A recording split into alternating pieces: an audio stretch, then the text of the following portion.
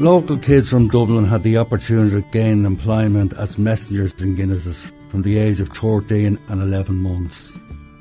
This highly sought after position, with perks such as free lunch, the ability to join the athletic club, encouragement towards further education and prospects of life employment, free medical treatment and a pension scheme.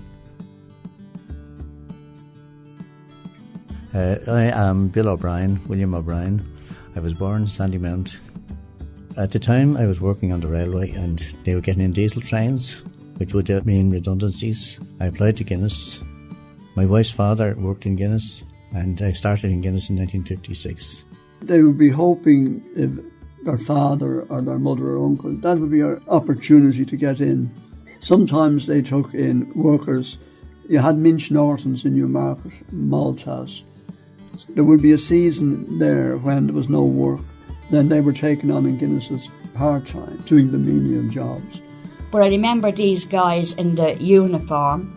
They were like messengers going from one part of Guinness's to the other part, but they had to have gone through their intercert, we called it then.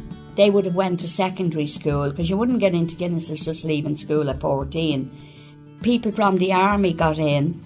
You know, guys that went into the army, good chance of getting into Guinness's. If you did time during the war, you know, in the army, they were the first men when they came back. They always got jobs in Guinness's. It's like a family.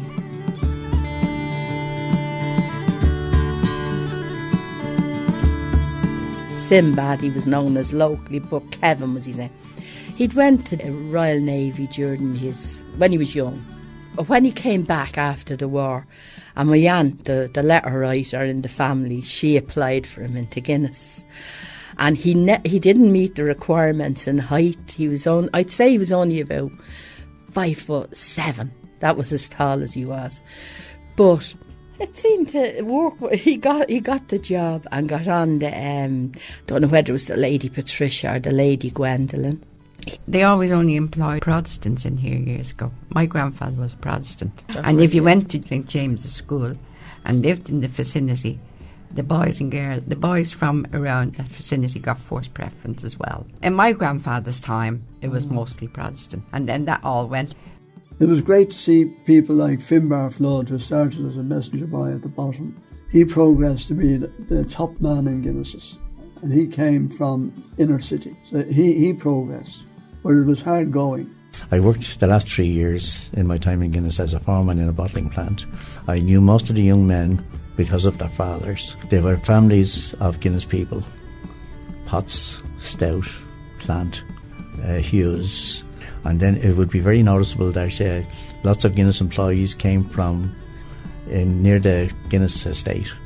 Most young men that started at 14 would be from these areas, whereas most of the labourers like myself would be outside Dublin. I would have worked most of my life with people not from Dublin. My father was a cooper in Guinness, Thomas Gibney, and his father, that would be my grandfather, was also a cooper in Guinness. It was in the family, so it meant in fact that I was also going to become a cooper.